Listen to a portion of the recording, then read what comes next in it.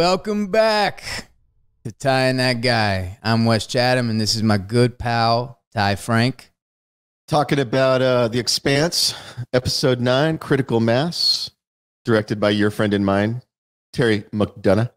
And I think this one was written by a whole gang of people. I think this was Narain and Robin Veith and Dan Nowak all worked on this script. It was one of those. One of those coming in and writing it. You know, when I said welcome back to Ty and That Guy, it really made me think of the flaw, which you've pointed out many times, of the name, which I thought was so creative coming up with, is that if I fuck up, I can always get fired from this job. And yeah. You can always find another that guy. Yeah, anybody can be that guy. Anybody can be that guy, but it's going to be really hard to find a Ty or a guy that, you know, that's named Ty. Maybe, you know. Yeah, anyway. Except whoever we found to replace you, you could stand outside the door and go, you're not that guy. Yeah, that's true. And then, anyway, so... And most people are not going to have the balls to walk past you. Yeah, you're not that guy. But how would I find them? How would I find their house that they're shooting? I don't know. Yeah, there's a flaw in that plan. So, we're starting out, we're going to start off with Julie Mao in this episode. There's a lot of her, and we get to meet her for the first time. We see her in the beginning of the very beginning of the series, and then we pick up in a flashback, and we tell the story of what happened to her in parallel, what was going on with the Rossi crew and the rest of the galaxy. I want to ask you, and I know that you've talked about this in the series and everything, but I just for a reminder for me, how did Julie Mao initially get mixed up in the OPA? What is her story? And how did she get to where she is now and radicalize to the point that she is now? Yeah, I mean, we sort of drop hints about it in bits and pieces. You know, Jared Harris in his scenes talking to Miller dropped some of the hints.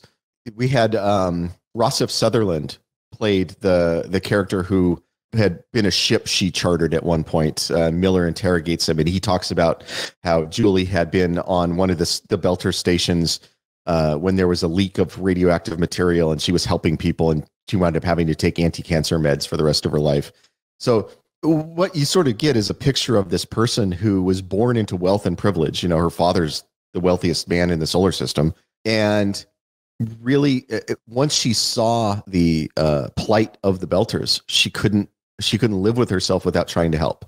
I think what we see there is a person who is just a genuinely generous, giving person who sees these downtrodden people, wants to help them, winds up going out. Probably, I would assume she initially went out more sort of a humanitarian thing, and then at some point felt like the only way to help the Belters was to get more radicalized, and wound up hanging out with the more radical factions that were actually fighting to protect the Belt.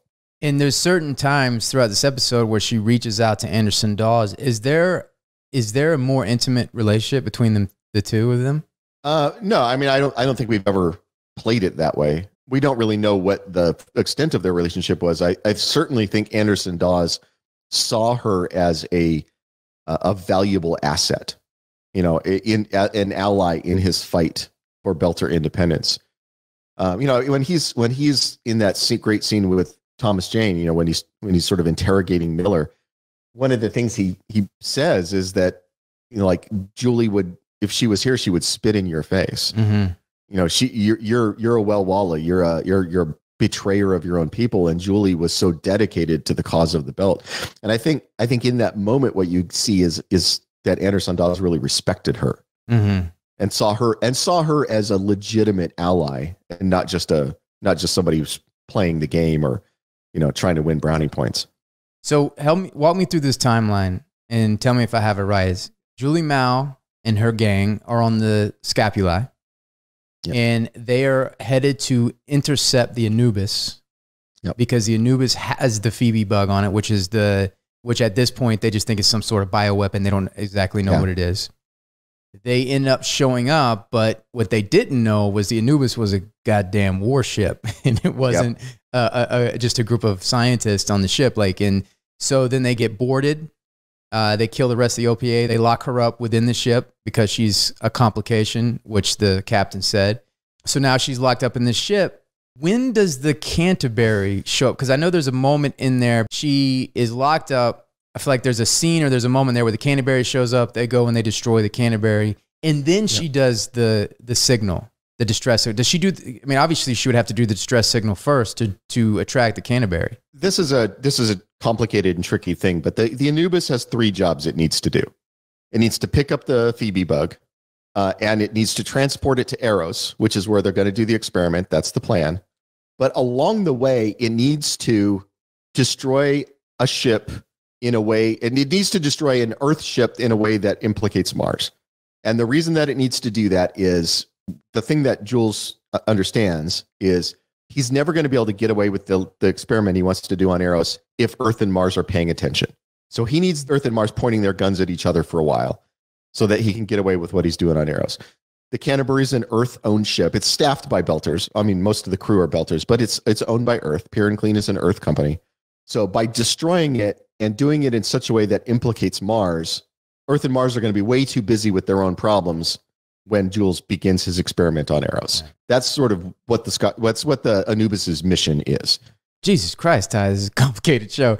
So it's complicated. Yeah. So when the Anubis knows that they have her on, do they send out a signal to attract an Earth ship to them, whatever one, and then they're gonna blow it up and then blame it on? Yeah. Well, that's you remember in the first episode when they get on board the ghost ship, the Scopuli, which has been blown open, and Amos has that line. He says this was blown open with breaching charges. This wasn't a torpedo, and they get in. And then they find the source of the signal, and it's that box that's underneath the control panel. Mm-hmm. And they take it out, and it's the thing that's broadcasting, and that's when the Anubis shows up. Mm. And one of the things Holden says is, this looks like, when they, oh no, he doesn't say that there, but later when Naomi takes it apart, she says this is Mars tech inside of this thing. Yeah. So what they learn is in that there's like they think the ship is sending out a distress signal. It's not. Mm-hmm. This little box underneath the panel is what's sending out the stress signal. That lets them know, oh, this is a trap. By the time they get back to their ship, the night, and get going, the Anubis has already shown up. It's already fired torpedoes at the Canterbury, and the rest of the show happens. Okay. So now they take out the Canterbury, and then everybody on the ship is obviously infected by the bioweapon, which they don't know which is ultimately the protomolecule. It ends up absorbing everybody's energy. It's wrapped around the reactor. It's creating something new. Julie Mao ends up breaking out of her cell, and she unknowingly gets affected by the protomolecule. And then she goes to the reactor and sees what the hell this thing is. And she knows immediately. She vents the ship. She takes the Anubis life raft and then and shoots that to Eros. Yeah, because the Anubis was already on course for Eros when all this happened. Mm-hmm. So Eros was the closest station for her, and she couldn't go very far because she just had this little lifeboat. So she wound up going to the place where the Anubis was planning to go anyway. Mm-hmm. So she inadvertently winds up completing the Anubis's mission for them. She doesn't know that's what she's doing. But the plan was they were always going to go to Eros. By the time the ship is, she disables it and attaches it to that rock and leaves. Mm-hmm. The closest station now is still Eros because that's where they were going. Mm. And one thing that I was curious about, so she gets to Eros and then she walks through the events what led her to the Blue Falcon. Now she ends up beating the shit out of some guy and then taking his device and then going use it. Was that guy? Because look at the guy was like pulling his pants down. What was happening there? I don't remember exactly what the implication was, but what they were trying to say is she's trying to buy or borrow, a hand terminal, a phone. Yeah. And the guy makes a guess about what her intentions are that is not correct. Or how she could earn those credits. How she could earn those credits. He's got a couple ideas. He is incorrect. And he is incorrect.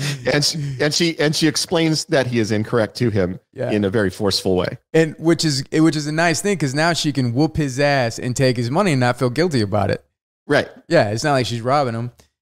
So she gets to the Blue Falcon, checks into room 22. Now, one of the things that I was confused about, because she's reaching out to Anderson Dawes, she reached out to him before and she reached out again, and she's saying, "You're not coming. I'm waiting for you. You're not coming." And while she's in the room, she also learns that the protomolecule responds to power. So she takes out all the power in the room. Was Anderson Dawes not getting her message, or why was he not coming for her? Okay, so the reason that Anderson Dawes doesn't come for her is because the scapula has become a huge mess. And he can't, he's worried that it's going to lead back to him. And I think Anderson Dawes respected Julie and saw her as a valuable ally. The thing that is true of Anderson Dawes is he is a political animal. He sees which way the wind is blowing, and he's always very careful to make sure he's on the right side of it. And so when Julie became a mess, when that became a big problem, he just washed his hands of it and walked away. And he knew. So Anderson Dawes had asked Fred to track down Julie, but he's putting some distance between him and the problem. He's now if it ever leads back to anybody, it'll lead back to Fred. And that's why Fred sends Holden and the crew after the Lionel Polanski code name on Eros. So yeah, so Anderson Dawes is sending somebody to get her. He's just making sure there's some layers between him and the problem, so it never lands on his doorstep. And in fact, in season 1, Miller even accuses him of that. Miller says to him, he says, "You did this thing, and now it's a rotting fish sitting on your doorstep. Now you're trying to get away from it." Yeah. So Miller understood what Dawes was doing. Right. Now I know why a lot of smart people like this show, because you got to be to keep up with all this.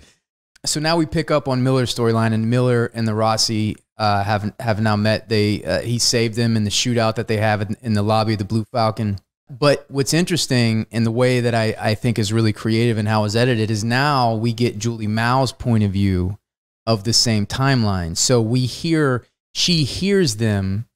First, she has that vision of seeing Miller walk in, and she sees him holding the beads, and then that religious type, and it shows the connection, the connection that they have, and foreshadowing what's going to happen between them in the future. But you hear from her point of view the darkness, and you hear them coming in the room.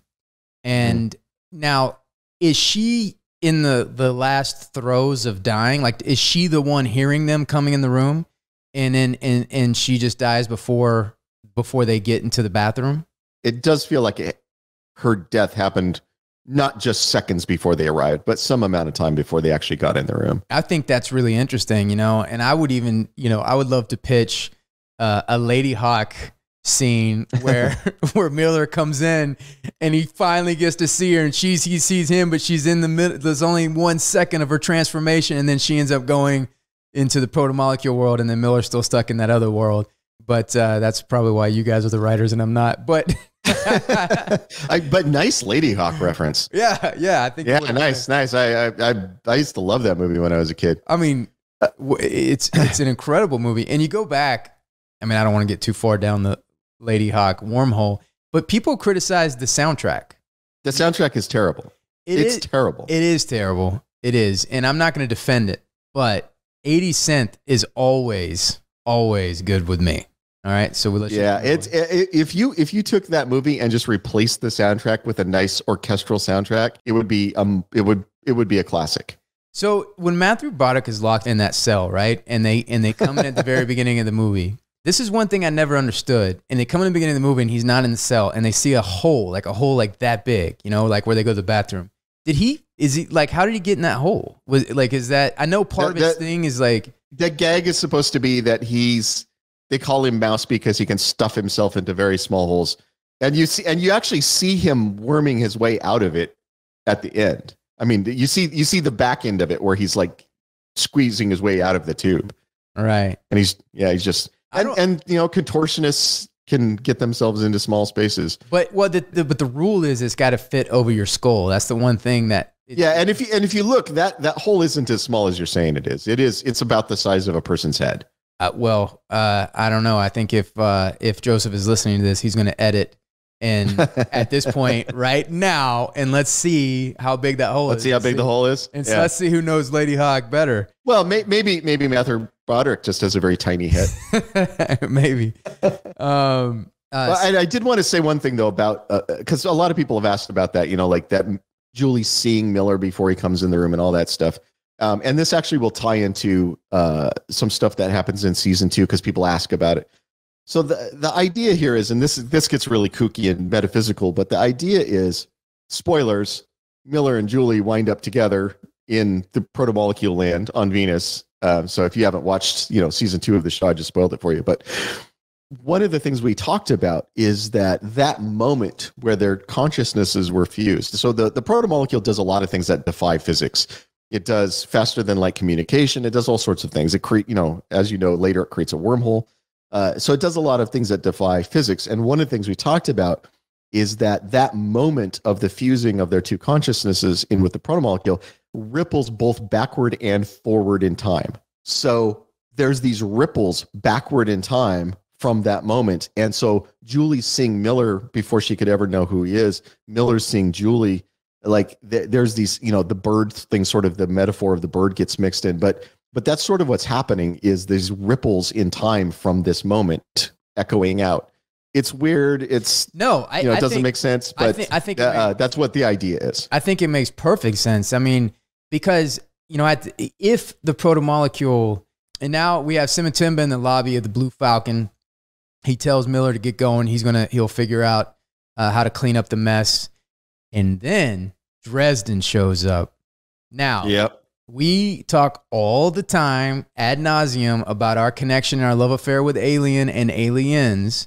And that's right. Ty, you want to tell us who Daniel Cash is in Aliens? And how you found him, and was him being in Aliens a major plus in him getting cast in The Expanse? Yeah, so he is the, God damn it, his name just Private went out of my head. Spunkmeyer. Spunkmeyer, that's right. He is Spunkmeyer on Aliens. He's the co-pilot of the dropship, along with the pilot Pharaoh, because I used to know everybody's name in that movie. So Daniel Cash, that was his first acting job. So when he was on set, I was very excited to meet him because, of course, as you just said, I have this huge love of Aliens. Here's an actor who was in Aliens. I was asking him about it. I was like, hey, I want to ask you about being in Aliens. He told me that was his first acting job he'd ever had. Can you imagine if the first thing you were ever in was like a movie like Aliens? Like that's the first, like the rest of your career can only be a disappointment. It's like if the first movie you ever did was like Indiana Jones. Yeah. Yeah. Like, from then on, like everything you do after that, you're like, well, it's his whole life is disappointment. It's a disappointment. Did you tell him that his whole life is his whole life and career is a disappointment since Aliens? I did not. Okay. Good. I did not. But I was thinking about it later. I was like, like if you're but you were thinking about, but I didn't tell him then, but I thought about it later. What a disappointment. I thought about it later. Yeah. like, let's say your high school girlfriend was like Jennifer Connelly. Right. And then like the rest of your life, like, yeah, she's pretty good. She's no Jennifer Connelly. yeah, that's true. But anyway, so I was really excited to talk to him about it. He was cool. He was willing to chat about it. And, he didn't remember a lot. Obviously, that was like 30, 40 some years before when he had done that. That annoys me the worst is when I meet somebody that was in a movie that I love, like Aliens, and I'm like, and I start asking questions. And they're like, I don't know, man. I don't remember. It was just a job. And then I'm like, yeah, God damn you. Like, way to waste that experience. Take notes. Jesus Christ. I don't think he understood what the experience was in the moment, and I understand that. Yeah. Like if you're a young actor, it's your first job. But there was already Alien. Alien's already been out, so he's doing Aliens. So, yes, but how many terrible sequels have there been?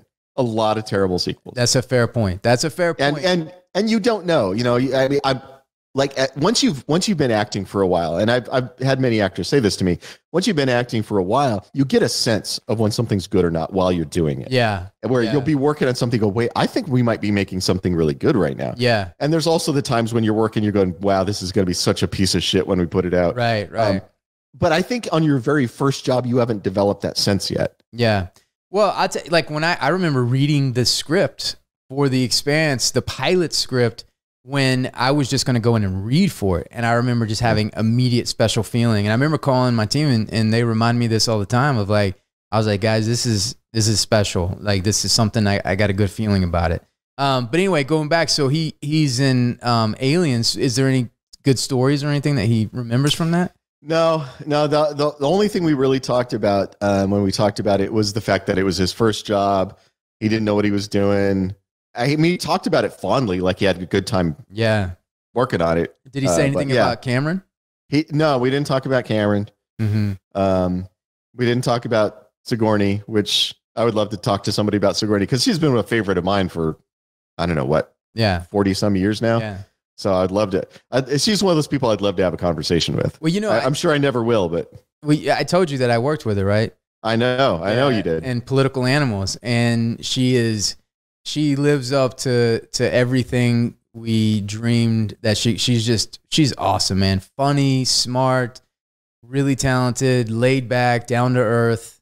Just a true pleasure to work with. I have nothing but great things to say about her. And we're best friends now. I don't know if I shared that with you. Did you? Well, hook me up, man. I'd love to have a conversation with her. Just kidding.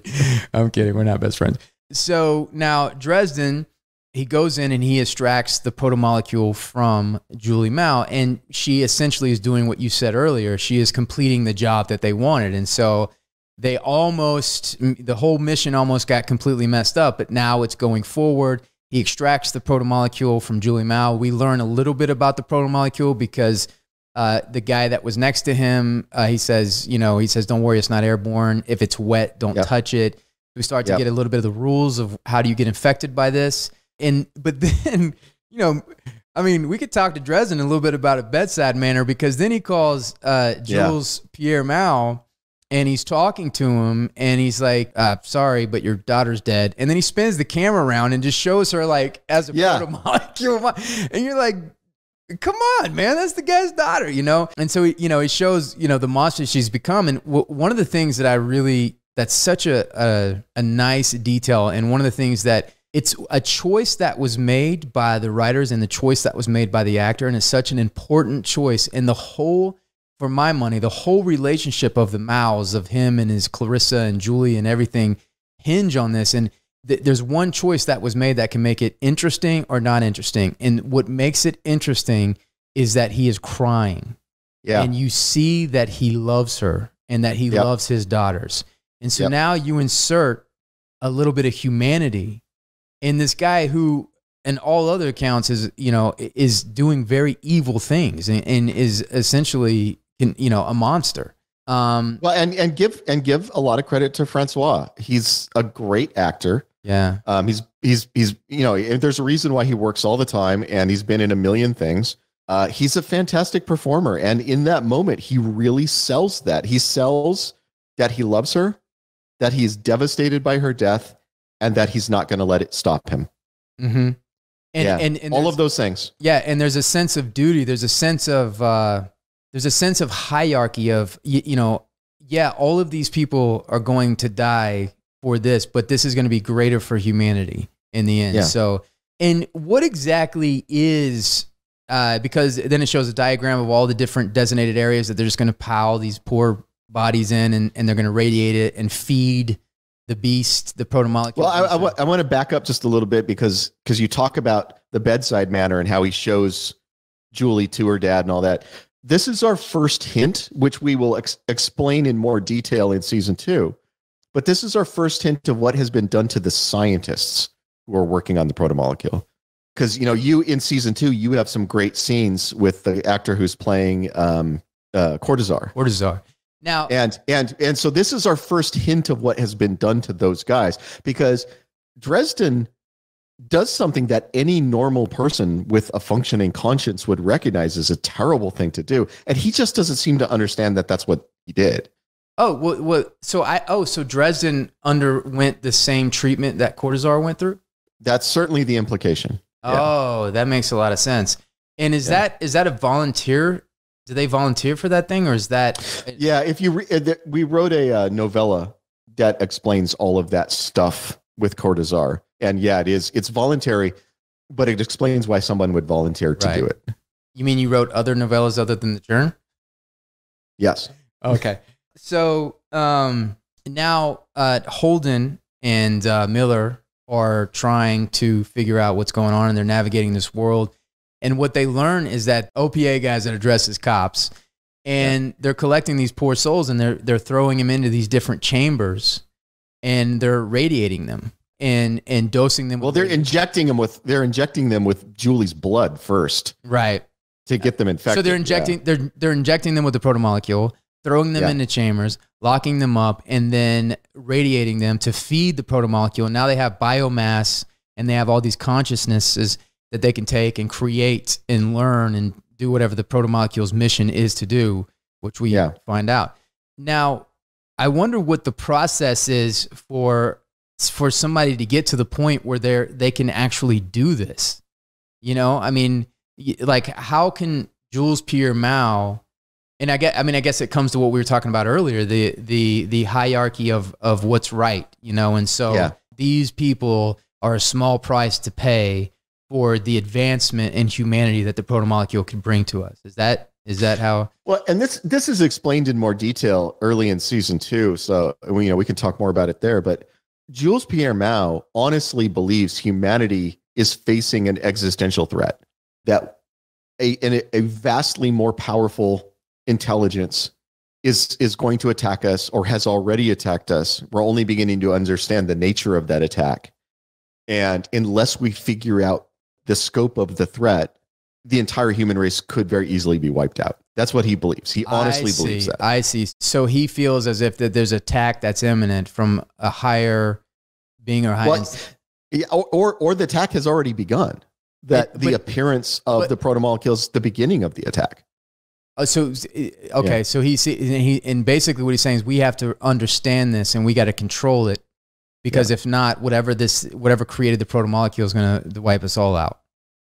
Yeah, and as I said, I mean, Daniel Cash, his character Dresden, gives a speech in episode 2 of season 2 that basically lays out the logic behind this, where he talks about those very things. But yes, the point is, not jumping too far ahead, the point is that Jules Pierre Mao believes that he is saving humanity from a truly existential threat, that he's the thing that's standing between humanity and total extinction. And when you believe that is true, you can start to justify things that you would never otherwise justify. You say, if I kill 100,000 people, maybe I can save 25 billion people. 100,000 people is a lot of people, but it's a tiny fraction of 25 billion. And if you have 2 levers and pulling one kills 100,000, but saves the 25 billion, and pulling one kills everybody, of course you pull the one that kills 100,000 people and saves everybody else. Of course you do that. It's the body on the train track conundrum. If you keep going this way, you're going to consciously run over one person, but you can change the thing and kill, 10 people. Yeah. What would you do? I'd kill them all. So you'd run over the big group of people, then jump off the trolley and go kill the other guy. So then I wouldn't feel bad about one people. Anyway. Avasarala goes to see Craig, and Craig is the partner of the Martian ambassador. What was his name? Oh, DeGraff. DeGraff. And so she goes who has died. Yeah, who has died, who's killed himself because he was betrayed by Avasarala, and he killed himself. She goes to see Craig. She says that she needs a minute alone, and then she proceeds to start going through his desk and getting information. And I love season 1 Avasarala. She is cold-blooded. Yep. And she's going through the desk because she's got a planet to save. She's got, she has a responsibility. And, that's one of the great things about The Expanse is the exploration of morality and right and wrong and the degrees and the black, and nothing's really black and white, and the different. And then she finds these pencils that are really like data pencils. It's did you predict the eye pencil before? Yeah, well, so the idea was something like the pencil for the iPad. Yeah, right. Something like that. But that the writing tool itself records what it wrote as you use it inside the pencil. That was the idea behind it. Yeah. If that hasn't been invented yet, we should, and I say we because I'm a part of it now, we should go into business and start and invent that. We need to hire an inventor. And anyway, so she goes there and she starts going through the data that she finds on one of the pencils, and she sees a drive signature.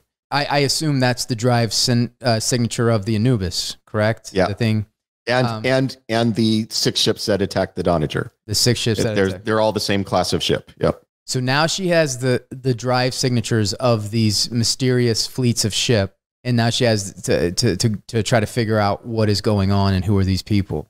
Yeah. Then we have Fred Johnson, and now a callback to I noticed in this scene, Fred Johnson had a teleprompter. And if we go back to the story that we told about that, about Fred's first day, and that great story about Fred Johnson confronting the Rossi for the first time and confronting Holden and Amos. Did the teleprompter, was that a result of the story from before? No. Well, I mean, it was a combination of things. We gave Fred a very long speech, which as an actor, I don't care who you are, it's brutal to have to, you both have to memorize a long speech and you have to be performing while you're doing it. You can't just memorize it. Right. Yeah. So that's a hard job to give anybody. Oh, but also Narain just liked the idea of the teleprompter. He thought it would be a cool look. Like it makes Fred look more like, because we show him as a soldier when we first sort of meet him, now showing him as a politician. And the thing that we've become very accustomed to when we see politicians giving speeches is off to the side of, the stage they're standing on are those two teleprompters. They're always there, right? And the idea that he would have one of those and that he uses that because this is a prepared speech and he is giving a prepared speech as a politician would, and having that there really shows him as the politician. Mm-hmm. So one, yes, it makes it easier for the actor to perform because they're not worried about memorizing this giant speech. And two, it really is the right look. It's the right look for the moment. So it was a combination. Yeah, I loved seeing him rehearsing the speech before he went into it and doing that. And you're exactly right. I think, it's less about the actor and getting the speech down, and it's more about showing the process of, getting a little nervous before the speech and rehearsing and make sure you get the words right and then watching him do this really great polished version of the speech. But he drops a bombshell on us all because he's like, listen, you guys are on the way. I think it was the Agatha, what's the name of the Agatha King? Agatha King. So the Agatha King, is it Agatha Christie? I think it's the Agatha Christie. So it's the Agatha King. No, I think it's the Agatha Christie. So the Agatha Christie is on the way to arrest Fred Johnson, and he's like, look, I'm not going out like this. I got a data cube off Lopez, a dead Martian soldier, and I have the drive signatures to all these ships, and I know where they were created, and they were created on Earth by Earth. Yep. Boom! And we leave with Avasarala having to contend with this because she doesn't know about it. And who did know about it and where's this coming from and who's not telling her the truth. And she also knows Fred is right because she got that same information off the pencils. So she knows Fred is right. So he's dropping this bombshell and she's like, oh, we actually did do this. The thing he's accusing us of right now, we actually did do it. Yeah. And the final image of this episode, which I think is really great, is Holden and Miller. They walk into one of the chambers. They see all these people on the ground, and there's obviously something wrong with them. They've been injected with this thing. And then they get a massive dose of radiation that just goes over them. And they calmly turn around and walk out and shut the door. And Holden says to him, we just got a massive dose of radiation. And Miller says, well, what does that mean? And he says, we're dead. And then it ends. Yep. And it reminds me of that Chernobyl scene, the one where he says, what does that mean? He's like, oh, we're going to be dead in 5 years from now?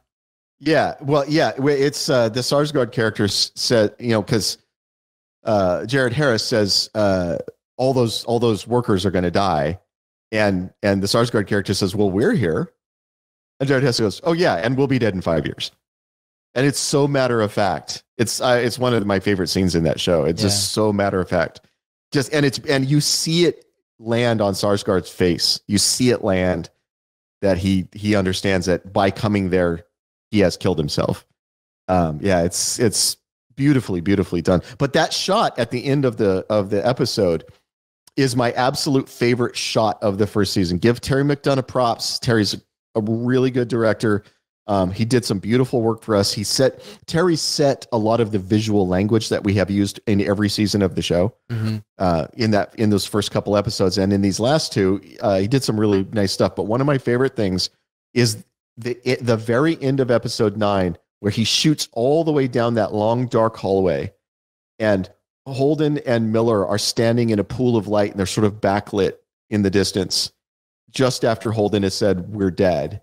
That is my absolute favorite shot of the first season. It is a beautiful, like if that was a poster, it would be a beautiful poster. So Terry, give Terry props, man. What a shot he got there. Good job, Terry. We miss you, Terry. We miss you, buddy. The Mad Irishman. We missed it. I actually drove by the Irish pub, the first season Irish pub that we used to go to all the time. Oh, the shit Irish pub. Yeah, the shit Irish pub. I drove by it the other day and I was like, rest in peace.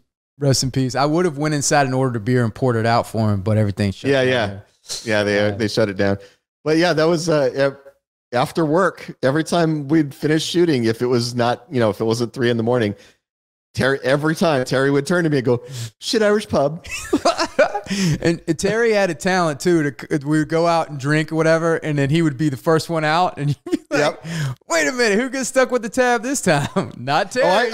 I picked up a number of tabs for Terry, but in his defense, Terry picked up tabs a lot. Yeah, he did. Terry would buy for everybody a lot. So I don't want to give the impression that Terry was maybe it's just the actors he likes to leave with the tab. No, but the first time I went drinking with Terry, we had met that day. It was in LA. He flew out. We were all meeting in the writer's room. He was hanging out with us. We went out to dinner, and it was me and him and Jason Brown and Narain. And I think Mark Fergus came with us. So the 5 of us all went out to dinner. And Terry's drinking beer at the dinner place. And every time Terry orders a beer, I'm ordering a beer.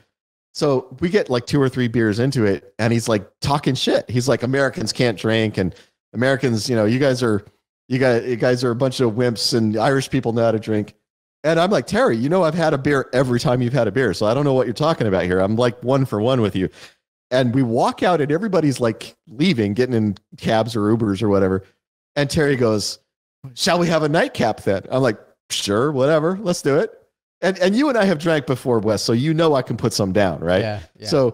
So in fact, I said this before, the only person I've ever met who could outdrink me was you. You are the only person who can outdrink me that I've ever met. But anyway. And that story is going to come out later on. Oh, it will come out. Yeah. That story will come out. So Terry and I walk over to this other little bar, and we have a few beers there. And Terry and I are just chatting and hanging out, and really, we got along really well. We were always good friends when we were shooting. So we got along really well. We have a few more beers there, and it turns out we're staying at the same hotel. So he goes, let's walk back to the hotel together. So he and I walk back to the hotel, and there's a bar, of course, in the lobby. And he goes, "Shall we pop in for another?" And I'm like, "Sure, whatever." Because these are just beers. Like, to put me under the table, we got to be drinking the hard stuff, right? Yeah. The beers, it's going to take a lot of beer. Yeah. So we go in and we have a few more beers, and Terry's getting sloshed, right? And I'm fine, but Terry is getting sloshed. And I can tell that he's trying to drink until I call uncle. I can tell that's what he's doing. He really needs to prove that Irish people drink more than Americans, and he needs me to admit it, right? And I'm fine. I'm like, we finished. I'm like, "Shall we get another round?" And finally, at some point, we're like, I don't know, 8 or 10 beers into this. Terry just stands up like this, and he goes, "I'm twatted, love," and then leaves. He just walks away. And I is he going to the bathroom? Like, I don't know. I don't know what "I'm twatted, love" means. Right. I'm not from England, right? Yeah. So he just walks off. Yeah. And I'm just sitting there, and like 10 minutes go by, and then the waitress comes over and she says, "Is your friend coming back?" I'm like, "I honestly don't know the answer to that." And she goes, "Well, he didn't pay for any of his drinks." And I said, "You know what? Just go ahead and put them all on my tab. I'll cover it." And then I paid a bill and I left. That was the first time he stuck me with the bill. Well, no, he did it more times after that, and he always did it the same way. We'd be drinking, we'd be hanging out, and he would just suddenly stand up with no preamble and go, "I'm twatted, love," and then walk away. And that was it. That meant the night was over. Terry's gone. Now let me be clear though. Like, it wasn't like a rude thing, like he left you with the tab or whatever. It was a game to us. That was the fun thing. So we would during that season, we would go to in the hotel we were all staying at, we would go to that lobby bar a lot. Yeah. And I would the lucky bar. The lucky bar. And I would go in there with him, and we would have drinks, whatever, and be like, "I gotta go to the bathroom, I'll be right back." And then I go to my room, pass out, and leave him with the bill. And it was always a contest of who could sneak out and leave him with the bill or do the little things like that. Or I remember one time somebody was coming in the lobby and I'm like, Sarah. And then I go, hold on, I'm just going to say hello to Sarah. And then I just go, and there's no Sarah. There's nobody in the lobby. And I just go home and go to my room and say, it was a game to see who could stick the other one with the bill. Well, and I'm going to say again, there were lots of times when there'd be big groups in the bar and Terry would say, he's buying for everybody. Yeah. There's lots of times that happens. Terry was very generous. Yeah. I don't want to make it seem like he was always running out on the bill. It's the spirit of giving somebody a hard time. It's not like, obviously he's generous, and it's just funny to leave somebody with the bill and do that. So there was none of that. So to honor this episode, in the spirit of the episode, there was a lot of, this episode was told and we got to see the flashback from Julie Mao's perspective. And there was a lot of flashbacks within the show in this particular episode. And so it got me thinking about flashback movies. And I thought about it and I came up with the correct list of the best flashback movies that were ever made. I'm going to read you my list, but I want to do something different this episode.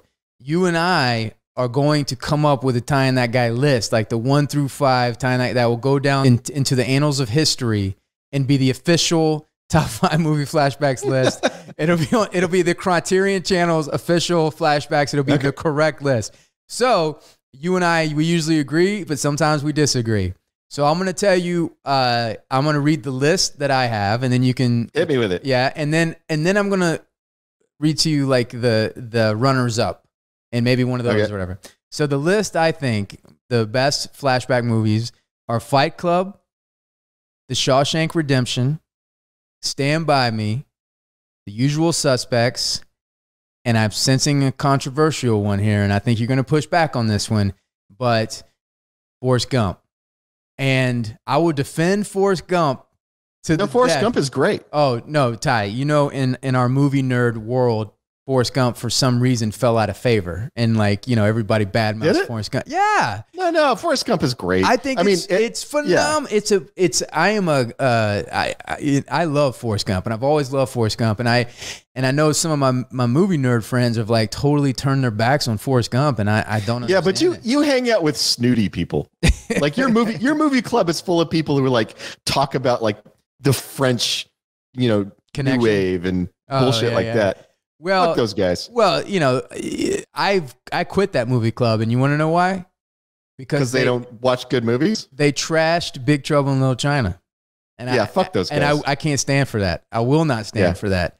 I'm surprised everybody made it out of that room. Well, no, it's pandemic, so we're on Zoom. Yeah, well, lucky for them. Yeah, lucky for them.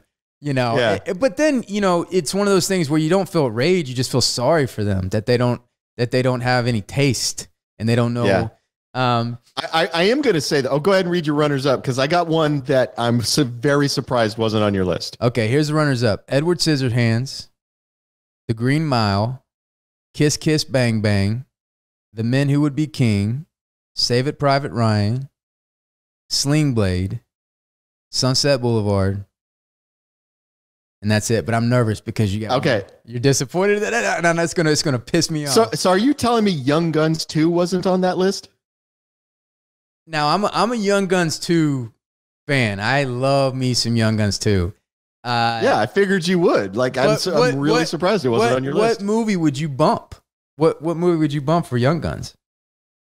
Well, I'm really surprised it's not even on your runner-up list. Yeah, I mean, to be honest, I didn't think about it, but now that you do think about it, I think it's completely natural and one of the greatest Bon Jovi soundtracks ever made. Wake up in the morning, I'll raise my head. Yeah, I love that movie. I love Kiefer Sutherland saying, "Let's finish the game." Kiefer Sutherland saying, "Let's finish the." You're exactly right. You got Emilio Estevez and old man makeup coming back, meeting in New Mexico to tell the story. Billy Brushy. You know what? But what's interesting to me about that movie is he reaches out to this reporter. The reporter comes and finds him on the side of the road. He sits down, he tells him his whole story.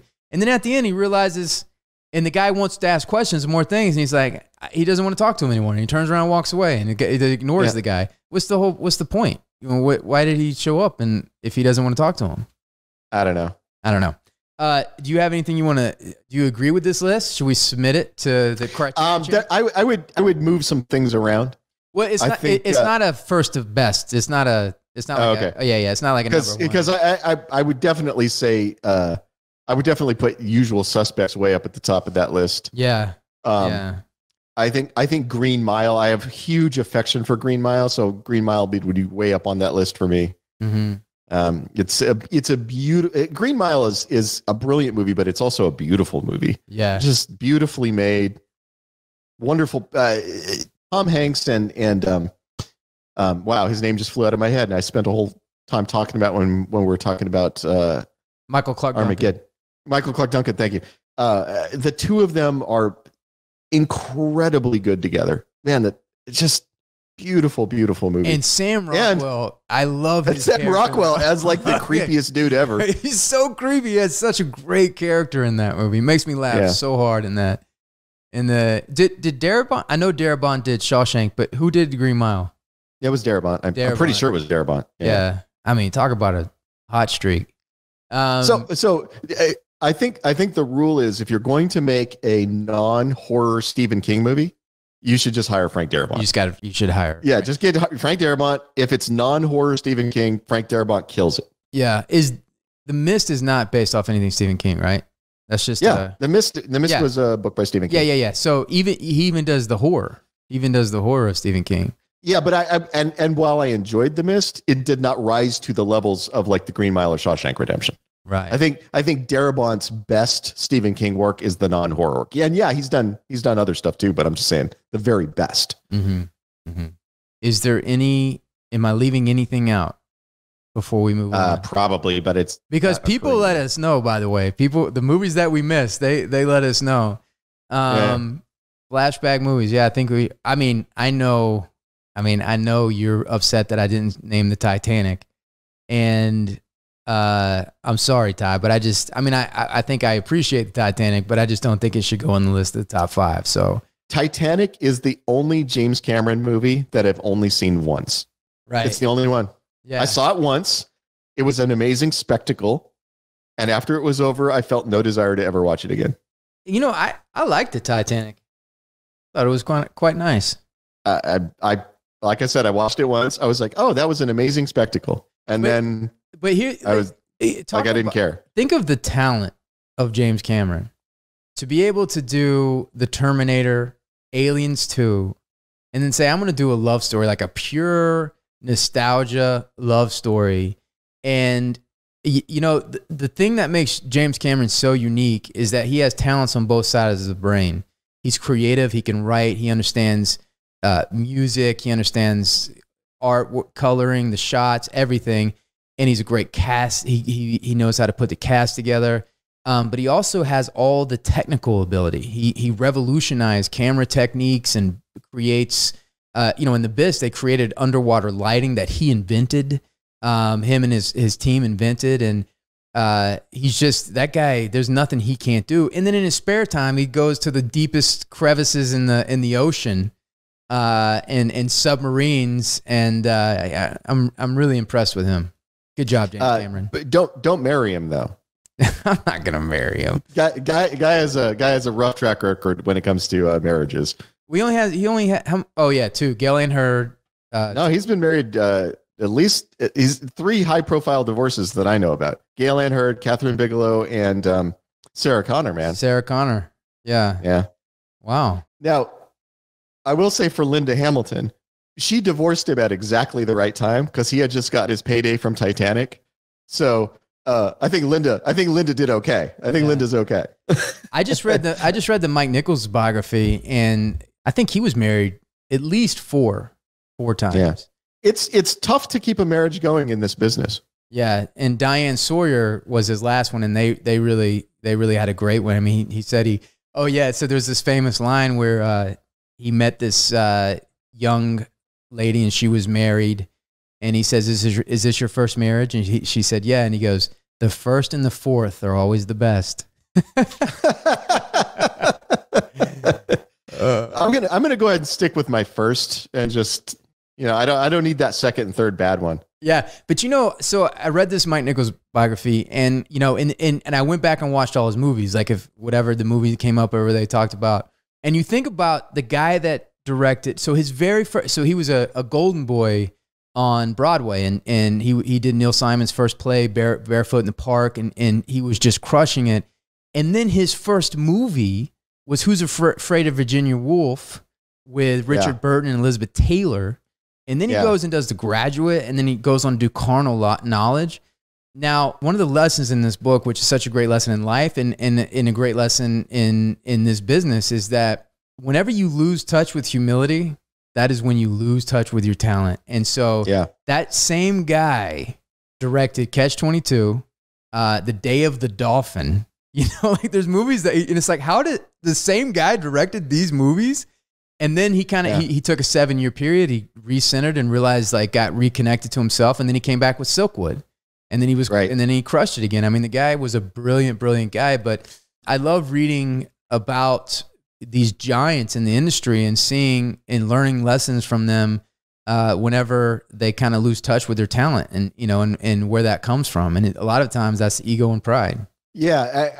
I did an interview yesterday with Atlanta Independent Film Festival. Somebody from there interviewed me, and we were talking about this stuff.